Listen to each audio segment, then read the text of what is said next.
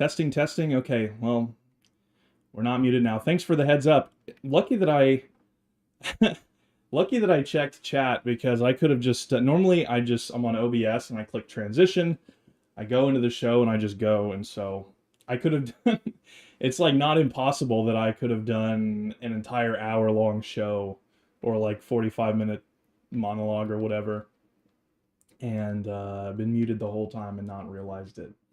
And that would have been an absolute disaster. Anyway, thank you for joining me for today's episode of the Jake Lloyd Show. Today we are going to be talking about the ancient origins of the U.S. Constitution.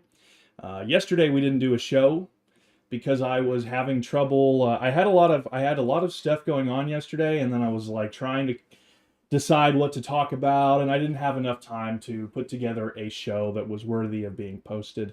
Not enough information. And I don't want to just hop on and talk for 15 minutes and then log off. We'll go at least for 20 minutes today, and we'll see how things go. But again, thank you for joining me today. This is sort of a follow-up to the last show that we did on Tuesday, I believe. I talked about what America is, where we come from, what our origins are, and why, and how that should affect us and inform the way that we try to move forward, the vision that we develop for ourselves.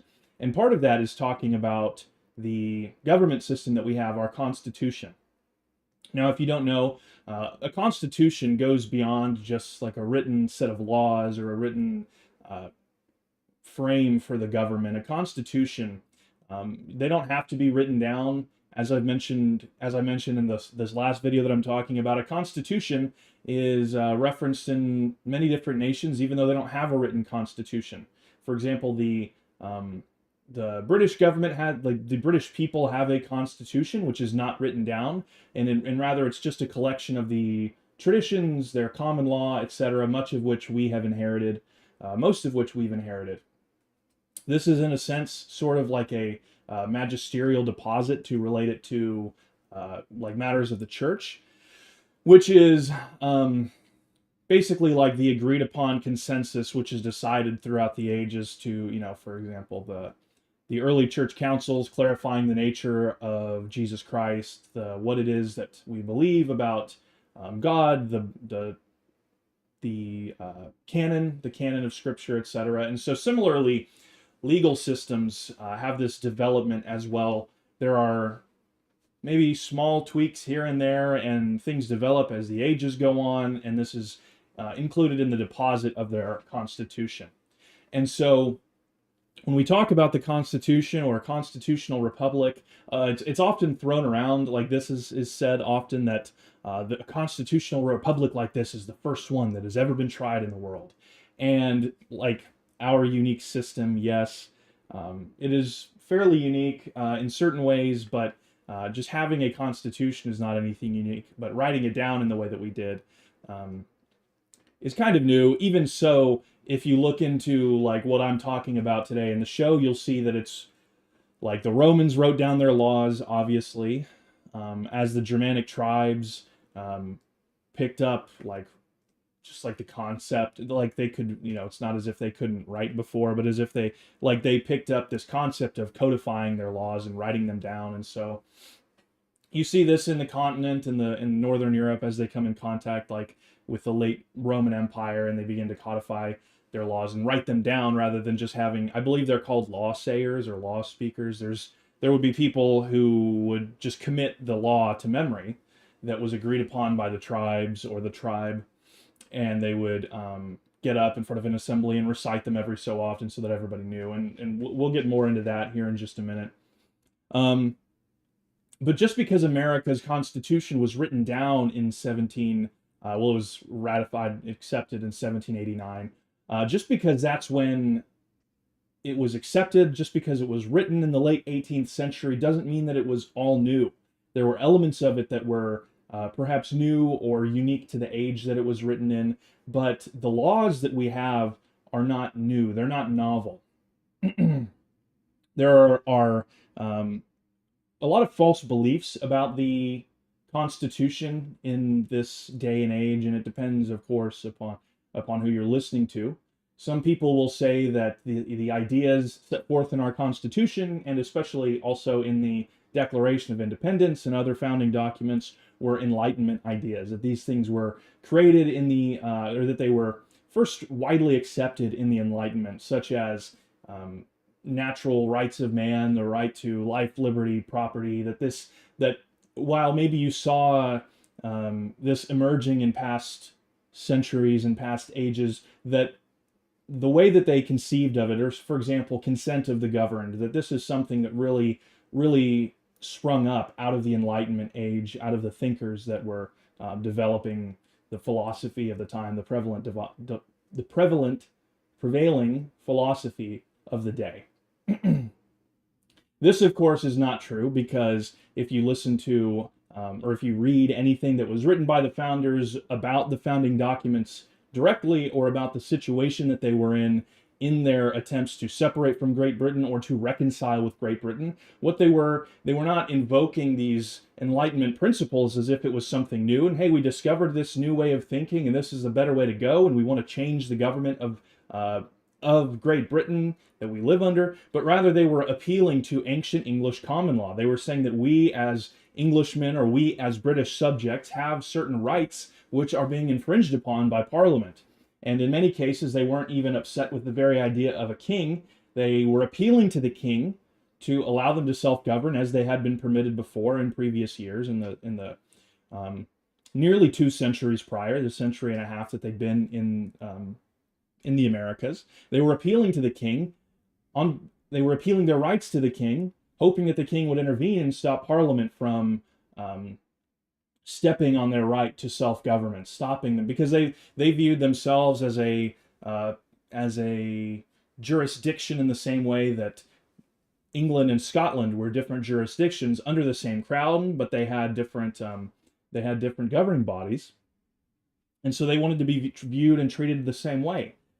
And so they were appealing to laws at the time, laws or principles which were applied to the colonies in the centuries prior, and in many cases they were appealing to very ancient traditions and common law principles. And so we know that it wasn't part of the Enlightenment. It wasn't something that sprung forth out of the Enlightenment. And that idea is something that you get variations of this from different groups, sometimes like online right-wingers who don't like the Constitution and they think that it's liberal will say that. They'll say that this is a result of early modern liberalism, and that this is the source of all of society's ills today. Sometimes liberals will say it, and they'll usually say it as if it's a good thing, that this was something new, and that this was like a rejection of the old world order, the old world philosophy, the old world worldview. Now, if you talk to certain conservatives, like neoconservatives, this is something that a lot of, and not all of them, but a lot of people that you'll talk to from Claremont, or things that you'll read on those sites, or just, or for example, like PragerU will say these types of things. Ben Shapiro, Dan Crenshaw, those types of people will say this. But they say that the American Constitution was a synthesis of Athens and Jerusalem, basically. That it was this combination of course, they say Judeo-Christian moral principles and Greek democracy, that the principles of Greek democracy had been renewed in the Enlightenment, or in the Renaissance, and that our founders looked to them and looked back at Greek democracy and Roman republicanism, and that they used these principles to construct a government which was better, that rejected the feudalism and the authoritarianism of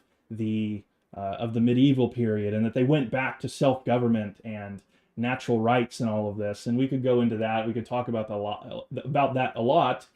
There's a great deal of content out there talking about that and explaining that false origin story of the American government. But if we were to talk about that, we could probably do 3 shows long on that, and maybe I'll do some other content about that in the future. But we know that that's not true either, and that will be primarily what I'm talking about today, is if it didn't come out of the Enlightenment, and it wasn't something, if it wasn't returning to some Greek or Roman system of democracy or representative government, what was it? Where did it come from? And now, before we get into that, though, there are reasons that people have these false ideas about what the Constitution is, what our government is, where it comes from. As I mentioned a moment ago, some people on the online right will say that it's because it's innately liberal. Regardless of where it came from or how it came about, it is innately liberal. It's incapable of conserving things. They will say that. They'll say, why should we value the Constitution if it's so incapable of conserving traditional morality, or if it's capable of preserving the sound government principles which it was supposedly built upon? It can't protect us. Why should we like it? It's innately liberal. It's propagating liberalism. And it was the denigration or the degradation of our government was a foregone conclusion when we accepted the Constitution, because America's founding was innately flawed. These are the things that they'll say. They'll say that it's incapable of doing what it set out to do. And because of this, in reaction, they will often favor foreign government systems like fascism, various forms of authoritarian like despotism, even if they like maybe enlightened despotism, or monarchy, absolute monarchy. They'll say that the traditional way of government throughout history is monarchy, and it's the only effective one. And again, I'm not the problem with that, though, because I'm not averse to the concept of monarchy. The problem with that is that their idea of monarchy is flawed and incomplete. They take French monarchy, or maybe like the rule of the Habsburgs in Spain or in Austria-Hungary, and they will take that as the example of what a monarch looks like, how monarchs rule, and how that government system, how that state functions.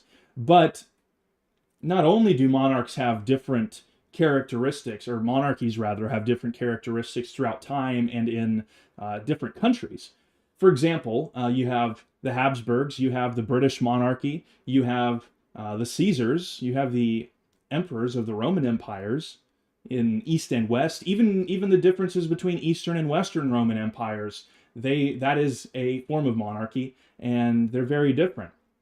Similarly, Spanish monarchy versus French monarchy versus English monarchy is very different. The characteristics of them are very different. They have different tendencies. They view themselves and their role in society very differently. And again, this is a topic that if we were to fully explore, it could be done over the course of this is something that they teach college courses over. You can study this for your whole degree can be based upon studying this. And so we don't have all the time in the world to get into that, but I think it's observably true. If you just look at the way, and not even talking about in the past 200 years where the British monarchy has had very limited power compared to what they had in the past. If you look at the British monarchy under the Tudors or the Stuarts, the Plantagenet kings, if you look at the way that they governed, it was very different from contemporary French monarchies, French monarchies that were contemporary to that time. And so you see, just the role of these monarchs was viewed differently. The other interesting thing, which I think is especially funny, given that their criticism of the Constitution is that it's an Enlightenment idea, is that most of them, the understanding, and when I say them, the people that I'm talking about are typically Roman Catholic. Some of them are American, some of them are not American, some of them are not American yet live in America, if you understand. And they want to see something, they have this misconception of what reaction is, what political reaction is, and so they see that something is not going well. They place the blame on the government system rather than the nefarious actors which have taken advantage of the government system, and then they want to go back to something earlier. And I think that many of these people who have, and this results in Catholic integralism or other versions of this ideology. I think that in many cases, the reason that they became Catholic when they're converts is often connected to it comes from the same place that makes them want to leave behind the American Constitution and go for something like some kind of absolutist monarchy or something. It's because they see that there's something wrong with the modern world, and they want to return to something which is before, And so they find that which is before, that which came before. And so they return to that, but consider they don't consider um, the legitimacy of it. They don't consider the sources of where that came from, because, and this is one thing that, like, not to go too far in a different direction, because this is not a religious stream, but one of the things that's like thrown out whenever they talk about, whenever a lot of these like Roman Catholic converts will talk to Protestants, is that they say, well, why don't you go like to the ancient way of doing things? Why do you're trying to do something new? You're trying, the Reformation was innately liberal. Again, like, maybe you're seeing the parallels here between, oh, this thing that came about at this year was innately liberal because there was other liberal stuff happening at the time, and so they return to something which is just before. But it's not like, no Protestant would say, yeah, I'm actually trying to create a new religion. I'm trying to create something which is novel and which has never been done before. It has no link to history. The difference is that we disagree about what is true, what is the most true expression of what we're trying to do here. And so, for example, like, I'm an Anglican. You can, like, Lutherans have the same thing. Even Presbyterians, even though I think that it's a little bit harder for them to argue this, will say that the way that our government is set up, like our church government, is more in alignment with the breadth of the of church tradition. That this expression of Roman Catholicism that they are practicing is actually probably more confined to a much smaller period in time. For example, like, Roman Catholicism as it is today, and this is with the exception, I'm not including the liberal developments the liberalizing developments that happened, reforms that happened with, like, Vatican II and stuff in the mid 20th century. But most of what Roman Catholicism is, to these people who have converted to Roman Catholicism because it's more trad, or it's more, based and reactionary or whatever, they're actually practicing something which really began and developed from the late medieval period until like 1875, I believe, was the year when Vatican I was passed, and like the papacy was defined as it is today. And they'll say, of course, oh, well, it was like, magisterially present, but it was like declared to be this way in Vatican I. But so I tell you all of that background just to give you something which is analogous to what we're talking about here. These people, some of them of different groups, but expressing a similar tendency, will look at the American Constitution and they will assign blame to it. They will read problems into it, or perhaps they will accurately diagnose the problems with it, but they will formulate ineffective or unnecessary solutions to it. And so when many of these people say that we should reject American federalism, that we should reject the American Constitution and the government that we have, that our founders set up, what they propose that we return to, which is, like, in many cases, some form of absolute monarchy, what they're actually suggesting that we return to is itself a product of the Enlightenment. The enlightened despotism of like the French monarchy in the 1700s is an Enlightenment idea. If you go back further than that, if you go into the medieval period, and especially earlier than that, the monarch didn't have this type of power. It was much, even in places like France, it was much more like the federal, like, if you take federalism and the feudalism of France in the medieval period, there's probably more similarities with that than the strong centralized state of France in 1700. Because you have the king who is the king over France, but there are lords beneath him who have their own rights and privileges, who have their own duties, and they have just raw power. Whether or not it's their right or their duty to do something, at the end of the day, they were the ones with the armies. They were the ones with the ability to raise armies. They were the ones that were financing projects for the king, that were financing wars for the king. And so while the king was the king, and maybe he was ruling by divine right, he had to play games with these lords and other nobles beneath him. And there was a system. This is part of like the French Constitution that developed. There were mechanisms in place. There were certain things which you did and you did not do in order to play within the rules of this game. To put it that way. And so, but this idea of this is just to say that when people present this alternative of some form of, and again, when you say absolute monarchy, it doesn't mean like what liberals have tried to implant in your brain, that it means that it's like 1984 or something like that. But when they want to return to this idea of absolute monarchy or something because they believe that American representative government, American republicanism, is a product of the Enlightenment, they're actually the ones trying to go to some Enlightenment idea. And then this is not even to get into when people want to bring about some kind of like fascist government in America. I'll talk about this, like the nature of government, like the spiritual governing philosophy of a nation in just a moment, and why fascism wouldn't work and why it's not a good idea in America. But that's even easier to rebuff. It's like, so American federalism is too new, and it's like not rooted in tradition, and so we should come up with something which was invented like 70 years ago. Anyway, so that's a different thing, but similar to the monarchy question. And so America's government is part of an ancient common law tradition, which comes to us from Britain because we were founded by the British peoples. It comes to them through the Anglo-Saxons and then back to Germany. And these are things that you can find in German tribes throughout history as far back as we can find. You can trace the lineage of our government all the way back to these German tribes through the British Isles and the Anglo-Saxons.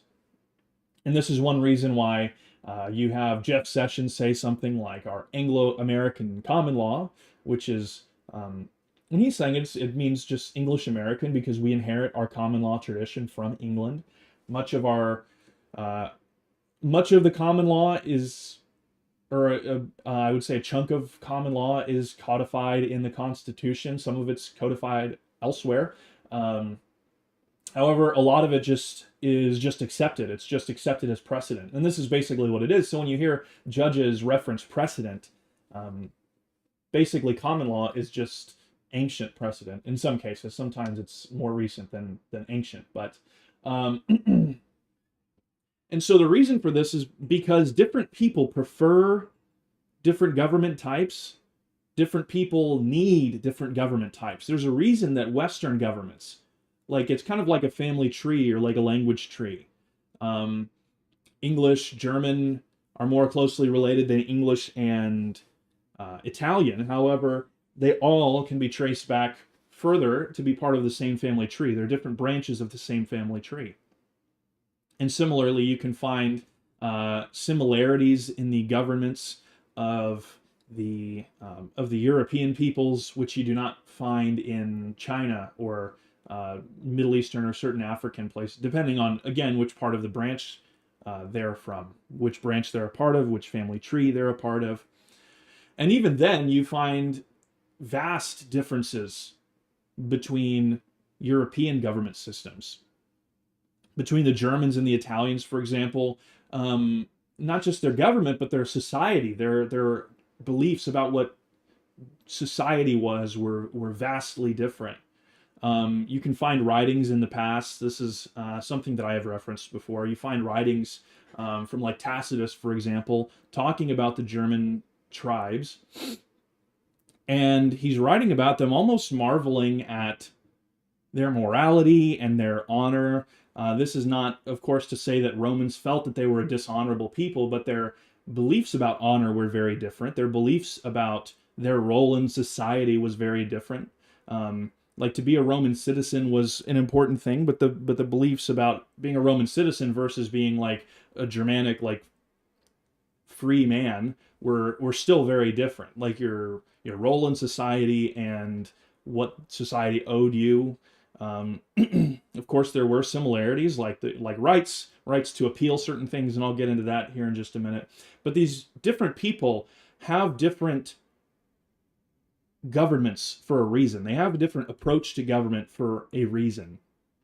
It's not because they all just got down. This is a big problem with people talking about the American founding, like, PragerU type people or whatever. It's like Americans didn't sit down and say, we want to make up a totally new government that is not at all informed by our history or our culture. Let's just try to come up with something. I don't know. Let's just spitball and come up with something that sounds good. And we'll see if it works. That's not what they were doing. They were trying to identify the best things about the legal tradition which they had inherited, and trying to burn away the chaff of what was not, like what should not, what did not benefit the people.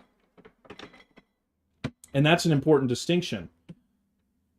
Like that, this is something that they were trying to perfect, as we all do in each age. We want to perfect what was given to us before without changing it or eliminating it. We want to perfect it, maybe tailor it to ourselves, but not in such a way that it can't be altered for future generations that need to do that for themselves.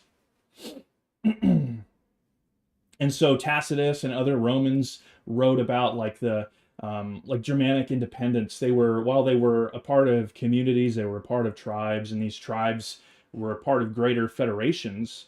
They viewed themselves like independently, like their families were a unit independent of their town or their village. They came together, and it was like voluntary cooperation, voluntary association, rather than this. In many cases, that's because of blood. It's because of whatever. But they didn't view themselves as like compelled to be a part of this because that's just the way that it was.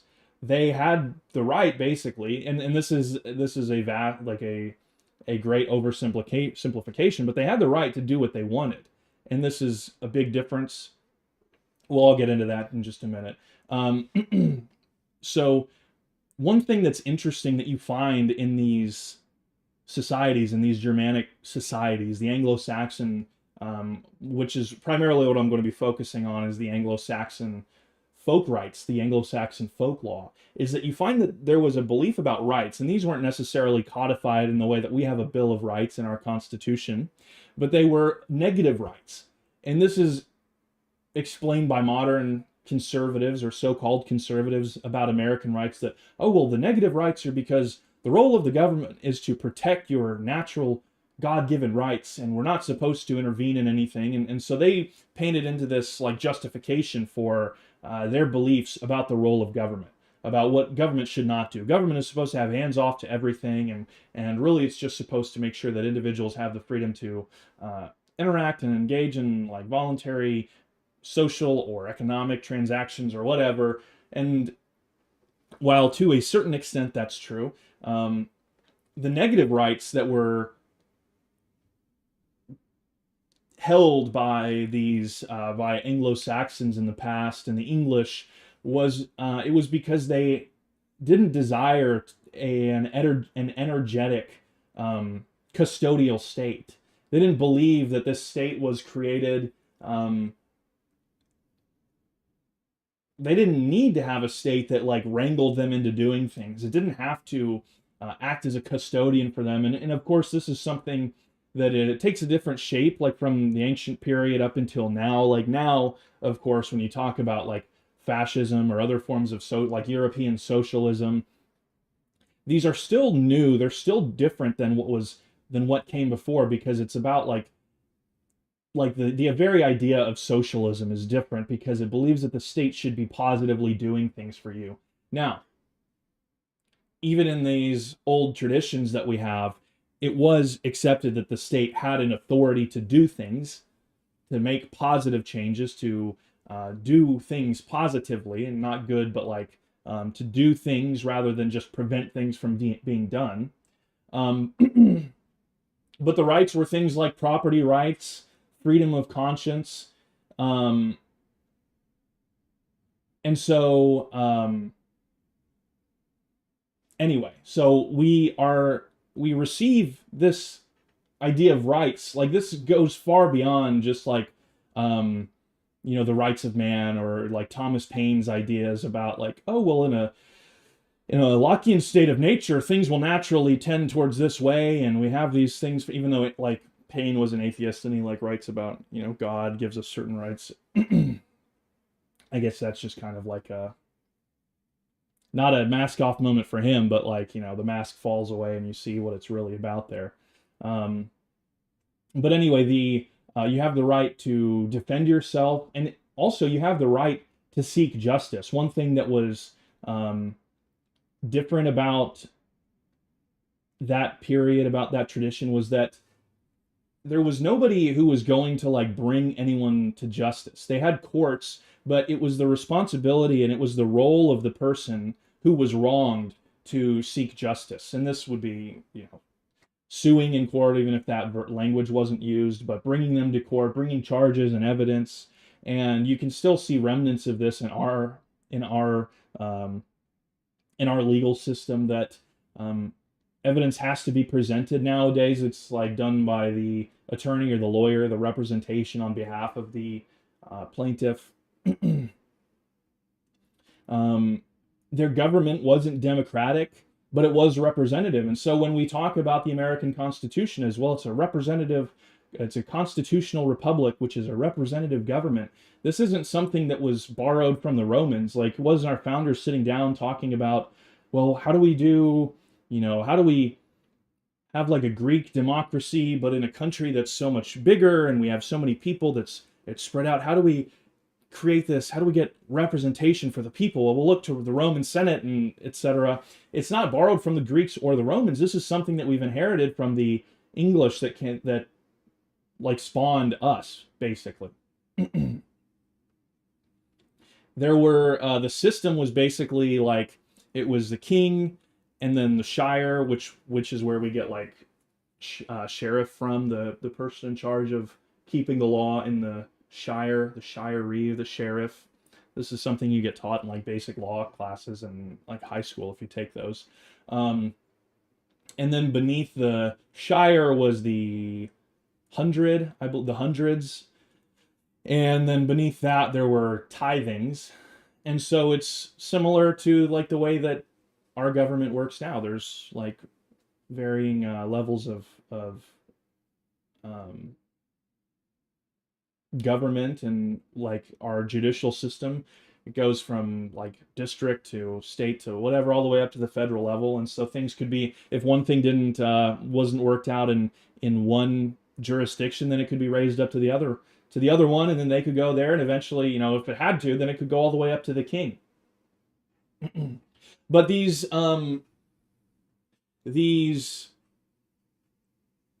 levels, I'm drawing a blank on like the proper word to describe them, but these levels of like magistrate, from the tithings to the hundreds to the shire and then up to the king, it wasn't like democratic. You didn't send somebody, like the people at each level didn't send somebody to go do what they wanted, but they were meant to represent the interests and the good of the people that they represented. And so they didn't have like the power to legislate in the earliest days. Eventually you start getting that, and then eventually you get parliament and commons and lords and all of that. But the state was made up of people they were representatives of people at various levels of society. And so they were representing the interests, but also the good of the people that they were representing.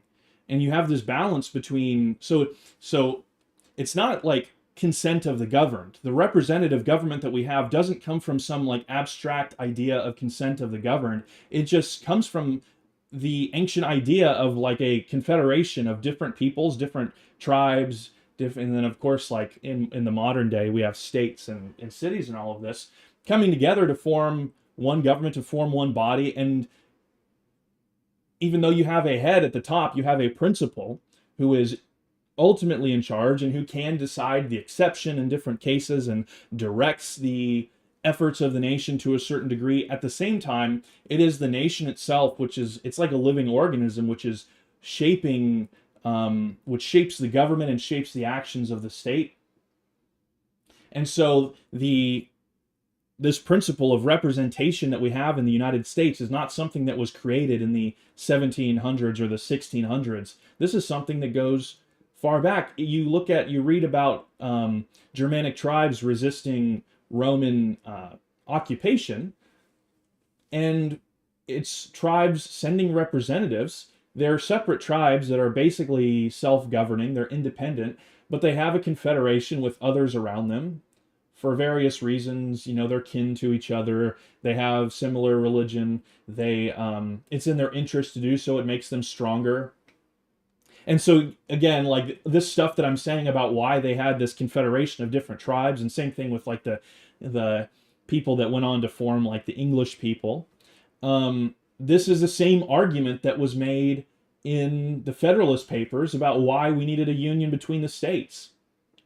Because we're kin to each other, because we share similar beliefs about who we are and about what our purpose is. We share a similar or the same religion. Geographically, it benefits us. It makes us stronger against outside powers. So the arguments that were being made at the founding of the United States are the same reason that like the German tribes were coming together, or the Scandinavians, all of that. So this is nothing new. What we're talking about is nothing new. Now, where was I? But you see, in that example, when the Romans have occupied Germany, the tribes come together and they are discussing what to do about it. Do they continue to pay tribute to the Romans? Do they want to throw off the Roman yoke? And there are some which are in support of that. There are some which oppose it. But these councils that are happening are made up of representatives of the various tribes and the various peoples in Germany. And it's not like some simple majority vote, but it's like the collective will of this people, of this nation. Even though it's not democratically voted on, the collective will of the nation decides what will happen, what they will do. And so then they decide, of course, to push the Romans out, and then that starts a whole different period of Roman history. The other thing that's interesting, and this like goes along with the rights question about like negative rights, it was because these people wanted to be able to do their stuff. They didn't desire government intervention. They didn't want anybody. They didn't want like a powerful centralized state like Rome to rule over them, even if they were in charge. Like, because you look at Italy being like, now, of course, it starts with the Roman city, but then eventually, Italy itself is the like seat of Rome, basically. And this is the highest concentration of Roman citizens until citizenship is expanded outward later on. But they benefit the most from having this centralized government, this centralized imperial government, which is expanding elsewhere. Germany could have developed the same thing, because we have this idea. This is something that I meant to touch on when I was mentioning Tacitus earlier. It's like we have this idea that the German tribes and even like the Eastern tribes and like the Britons and stuff, we're all barbarians. But the reason that the Germanic tribes lived the way that they lived was not because they were barbaric idiots who didn't know how to read and write and form a government. It was because that's how they wanted to live. For better or worse, you can argue about the merits of it, but that's how they wanted to live. They could have established a government, and later they did, because eventually, like as Rome is changing, eventually the Germanics do come down into Italy and they take over the Roman Empire, basically. And so then you have Germans ruling over what was once the Roman Empire, and it's, different kingdoms and all of that. But you have that, and even now you see like paintings and stuff, and it's like these barbarians sacking Rome. But if you actually look at what they were wearing at the time, they looked like just as well put together as Romans, but they were more interested in a different kind of living. And this is what I meant earlier when I say that the national spirit of a people influences the way that they want to live and their government and everything. Not everybody, and this applies to us today, not everybody wants to live like 21st century Americans. Chinese people maybe shouldn't, Japanese people shouldn't, Africans shouldn't, South Americans shouldn't, in the same way that Americans don't want to live like Indians or Africans or Chinese people or Russians or whoever. Different people want to live differently. Different people establish different governments for a reason. Like this, these things don't happen in a vacuum. And so the barbarian Germanic tribes were actually far more civilized than anybody would like, than most people these days would give them credit for. One thing that Tacitus writes is how moral they were. When a lot of times when they would fight wars, it was purely for honor's sake. They were like, one thing that the Romans marveled at was how faithful they were to their one wife. They would take one wife and have a family with that one wife, and they wouldn't even, like, it was socially frowned upon to have mistresses, which for the Romans was commonplace. It's like, you have your wife and your family and everything, but like sex outside of marriage was totally fine, basically. And maybe, I don't know, maybe like personally they wouldn't like it or whatever, but it was just accepted that that's a part of life. But the Germans weren't like that. The Germans didn't believe in that. They believed in they believed in, I guess, the sanctity of marriage in a certain way, even though they weren't Christians. Eventually they became Christians. Anyway, so they have a different perception of who they are and what they want to do. But the laws of these people similarly, and so so I got started on that tangent because I said that the rights that they valued, the rights that they had as free men, were negative rights because they wanted to do. Okay, so here's where I was going. Sorry, I got off track there for a second. So it's not as though the Germans in Germany couldn't have established some kind of government like Rome did, like some centralized government which was capable of empire and expansion and commerce in the way that Rome was, which Germany didn't engage in at the same scale. It's not that they couldn't do that. Well, they couldn't, but it's not because they were incapable or they didn't have the technology or the smarts or the discipline. It wasn't for that reason. It was because they didn't want to. The reason that they couldn't do that was because none of the tribes wanted to do that because they valued their independence. The German tribes valued their independence such that they did not want a centralized, powerful government capable of empire. And the reason that the tribes had that perspective was because families had that perspective about themselves. Individuals had that perspective about themselves. And so it wasn't like they were afraid of a government overreach, and so they were like, we're not going to allow the government to do anything. It was just purely that they didn't want that. They weren't afraid of government overreach even. It was just that it was in their national character to be independent individuals and independent families and independent tribes.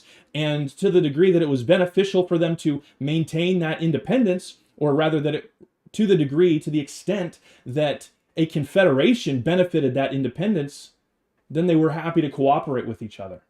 And this is the same thing that you see in the United States. The United States, the American people, are naturally independent. And that goes beyond just like, well, I believe whatever I want to believe, and, I don't want no government handouts or whatever the leftist caricature of America would be. But it's that we want to be independent. We want to take care of ourselves. It's just who we are. So when we try to limit the government, it's not because we're afraid, the government's going to take our right to whatever away, however we believe about rights now, but it's like we just don't want the government involved in that. And this is something that's been with us. It's part of our national spirit, which we've inherited from the nations that birthed us. And so the laws that were kept by these people had a special emphasis, especially in England, a special emphasis on keeping the peace. And this is still something that you see in our laws today, like breach of the peace, whatever, disturbing the peace. But peace is like, what that means is actually just the maintenance of order. It's the maintenance of order, like it's not just about like not involving yourself in hostile like fights with somebody. It's not about like not being friendly or anything like that, but it's about proper maintenance of order in any given sphere. If it's at the family level, then it's like because a father was believed to have authority over his household, and so the tithing was like believed to have an authority over its jurisdiction, and the Shire had its own jurisdiction. And so within those jurisdictions, there was a special emphasis on keeping, like, maintaining order.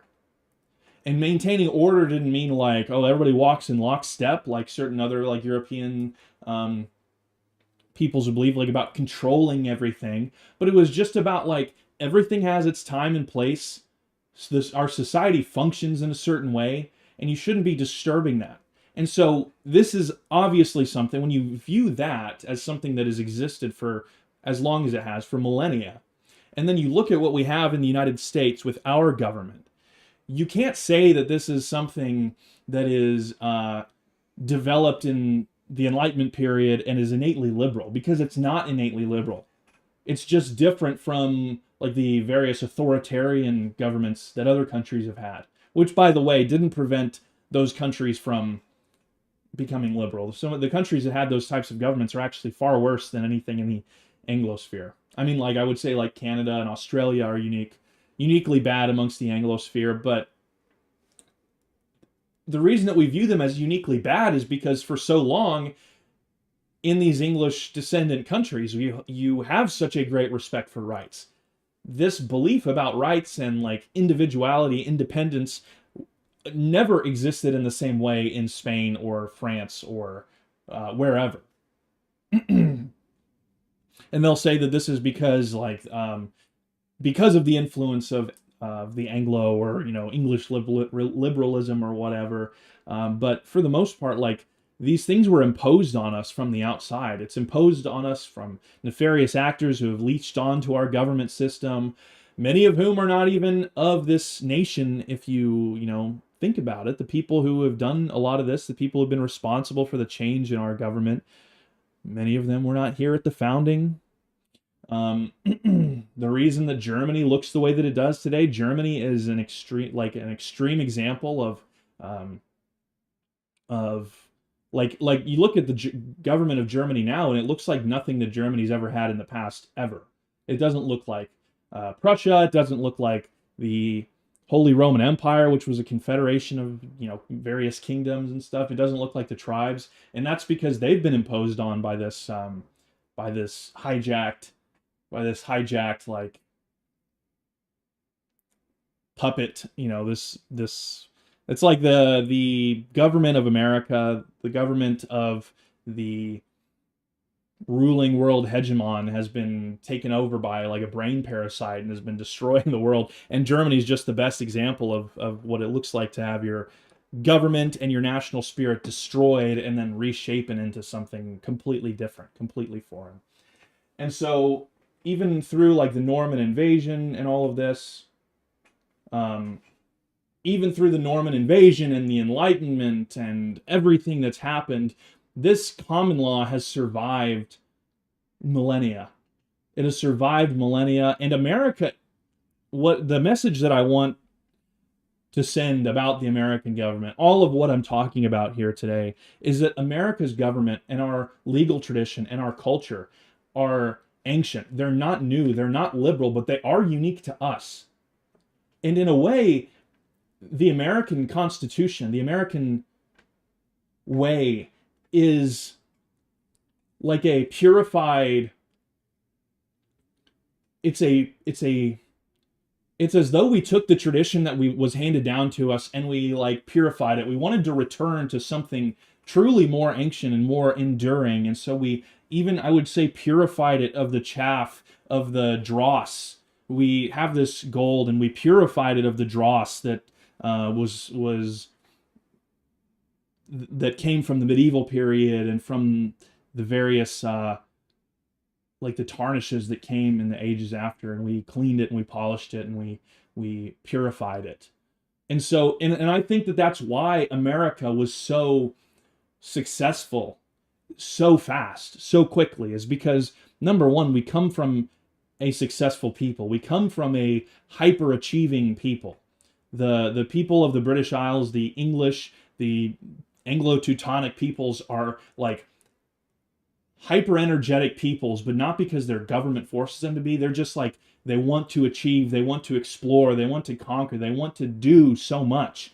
and they do so much. Like everything that they do is done so intensely. Whether it's like morality, like I was talking about the family, independence, whatever it is done intensely. And so I think that the reason that you see America's success happen so fast is because of the like high concentration of that ancient English Germanic way. There's like a return to something before. It's I get maybe because of our separation from Europe, maybe because of the colonial founding that we were forced to trim away all of the excesses and the decadencies that had come along with medieval and early modern Europe, and we were forced just to like really go back to the basics of all of this stuff.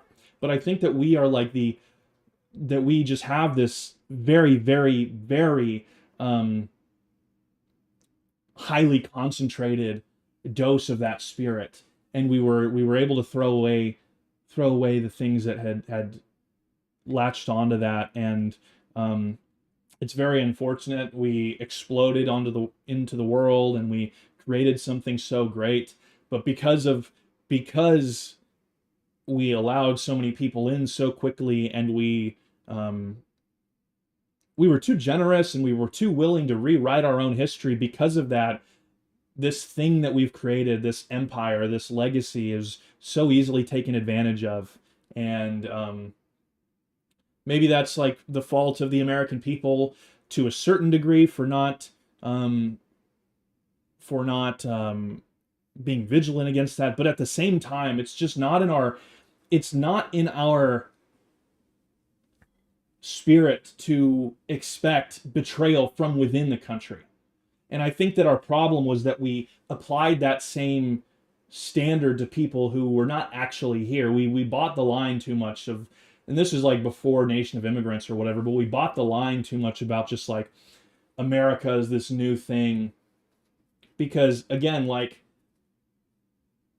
when I was talking about the Germanic tribes and stuff, it was like independence, but they were of the same nation. They wanted to be independent and to be able to be in charge of themselves, but they were of the same nation. And so while they had wars, they even had wars amongst each other. They had conflicts. There were rivalries and feuds. But if there was a threat from the outside, they would all the swords would point outward.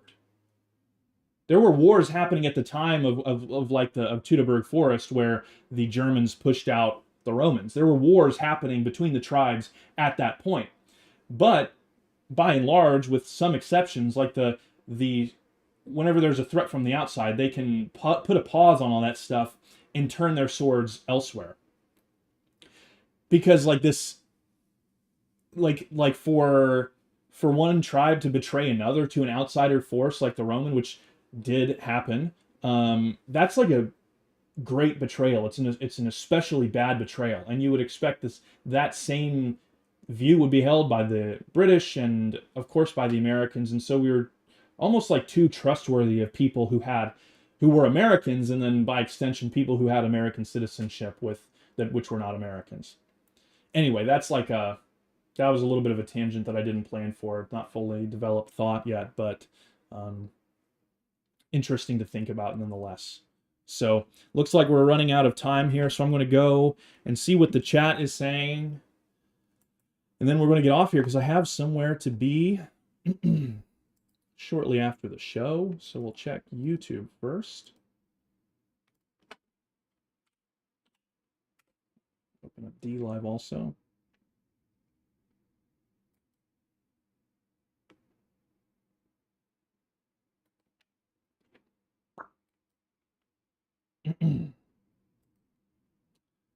Could have all this set up beforehand, but it's just very, I don't want too many tabs open to like slow down my computer while we're streaming. So anyway,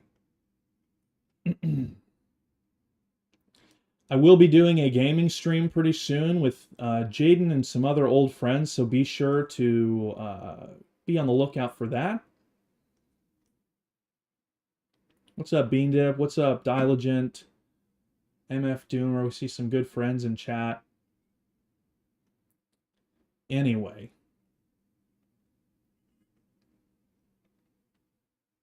Zizan says history is gay. You are. History's not gay.